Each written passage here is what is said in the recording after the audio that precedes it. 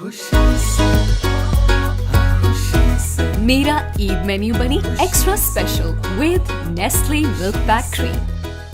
बिस्मिल्लाहिर्रहमानिर्रहीम, अस्सलाम वालेकुम। आप देख रहे हैं DNN न्यूज़ और मैं हूं गुलाम ज़हरा। अब रुख करते हैं खबरनामे की तरफ। खबर शामिल करते हैं नारोवाल से। मकसूदुल हसन की रिपोर्ट के मुताबिक Narowal secretary primary and secondary health special care Punjab Ali जान ने अपनी टीम के साथ नारोवाल DHQ अस्पताल का विजिट किया। Emergency unit, cardiac centre, endo pharmacy, dialysis unit, gynae wards, operation theatre, laboratory, nursery, surgical wards, laundry unit का मुआयना किया। अस्पताल में जारी रिपेयरिंग काम को भी चेक किया और जून तक जारी काम को मुकम्मल करने का टास्क दिया। अस्पताल में दाखिल मरीजों की आदत की और इनसे जारी इलाज, मुआवजे और मुफ्त अद्वियात की सहूलियत के बारे में इस्तफसार किया। सेक्रेटरी हेल्थ पंजाब अली जान ने MS डॉक्टर अफसार राजपूत को वाज़ेह तौर पर चीफ मिनिस्टर पंजाब की विज़न मुफ्त तिबी तशवीशी सहूलियात और मुफ्त अद्वियात हर मरीज़ को मिलनी चाहिए।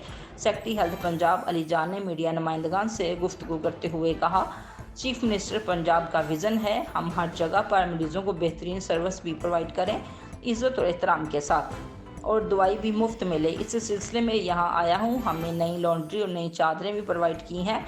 इनकी सफाई का मेयार जांचना, अस्पताल की सफाई सुथराई का मुआयना करना, हम इंशाल्लाह इन विज़िट को जारी रखेंगे और जहाँ पर भी इम्प्रूवमेंट की गुंजाइश होगी हम ज़रूर करेंगे। मरकज़ी प्रेस क्लब नारोवाल के additional general secretary Kashif Rahman ने सेक्रेटरी हेल्थ पंजाब अली जान को नारोवाल ज़िला में बर्न यूनिट और थैलेसीमिया के मरीज़ों के लिए नारोवाल DHQ अस्पताल में यूनिट होना चाहिए। सेक्रेटरी हेल्थ पंजाब अली जान ने कहा, थैलेसीमिया के बड़े प्रोग्राम पर हम काम कर रहे हैं।